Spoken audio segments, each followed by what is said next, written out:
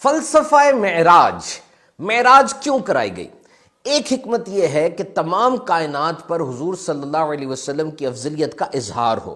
جب آپ مسجد اقصیٰ میں تشریف لے گئے، تمام انبیاء کی آپ نے امامت فرمائی تاکہ تمام انبیاء پر آپ کی افضلیت کا اظہار ہو۔ آپ آسمان پہ تشریف لے گئے، آسمانوں پر، وہاں پہ آپ نے فرشتوں کی امامت کرائی تاکہ تمام فرشتوں پر آپ کی افضلیت کا اظہار ہو۔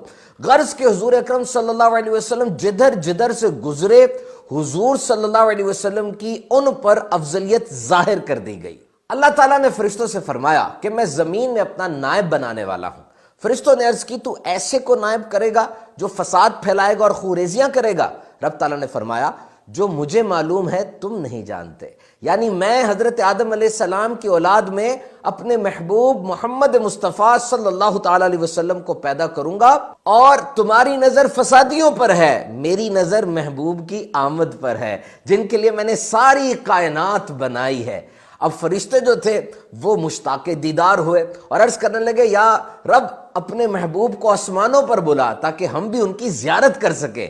تو رب تعالیٰ نے فرشتوں کی التجا کو قبول فرمایا اور معراج کی شب اپنے حبیب صلی اللہ علیہ وسلم کو آسمانوں پر بلایا تاکہ فرشتے ان کی زیارت کر سکے۔ اسی طرح ایک دفعہ زمین اور آسمان کا مناظرہ ہوا۔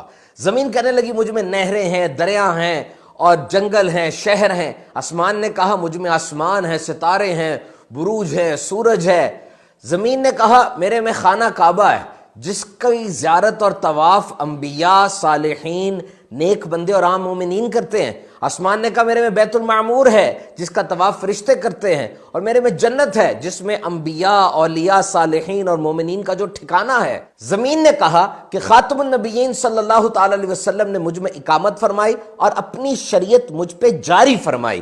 تو آسمان یہ سن کر عاجز آ گیا اور عرض کرنے لگا کہ اس مضطر کی تو مدد فرما اور اپنے حبیب صلی اللہ علیہ وسلم کو میری طرف بلا تاکہ میں ان سے شرف حاصل کروں جس طرح زمین کو ان سے یہ سعادت حاصل ہوئی۔ تو شب معراج کے موقع پر پیارے آقا علیہ الصلوۃ والسلام نے جا کر آسمان کو یہ شرف عطا فرمایا۔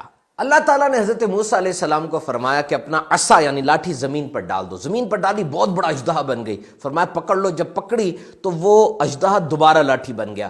یہ مشاہدہ کیوں ہوا، یہ ٹیسٹ اینڈ ٹرائل کیوں ہوا کہ فرعون کے جادوگروں سے مقابلے کے وقت اس ماحول کی ہیبت آپ پہ طاری نہ ہو اور آپ بڑے عزم کے ساتھ مقابلہ کر سکے۔ قرآن مجید میں فرمایا موسیٰ سامنے آ اور ڈر نہیں، بے شک تجھے امان ہے۔ تو کل قیامت کے روز میرے آقا صلی اللہ علیہ وسلم نے شفاعت فرمانی ہے اور شفاعت کا دروازہ آپ نے ہی کھولنا ہے۔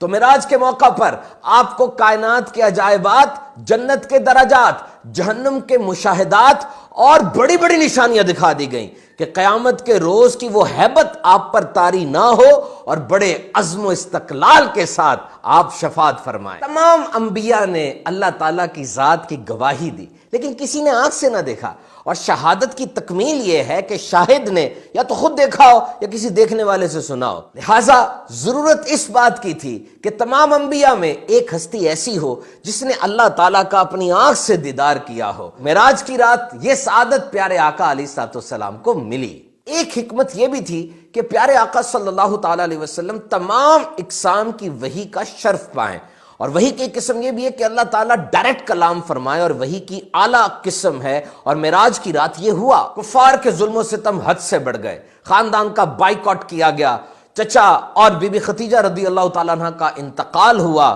پیارے آقا علیہ الصلوۃ والسلام بہت ملول اور غمزدہ تھے۔ تسکین قلب کے لیے یہ سفر معراج ہوا۔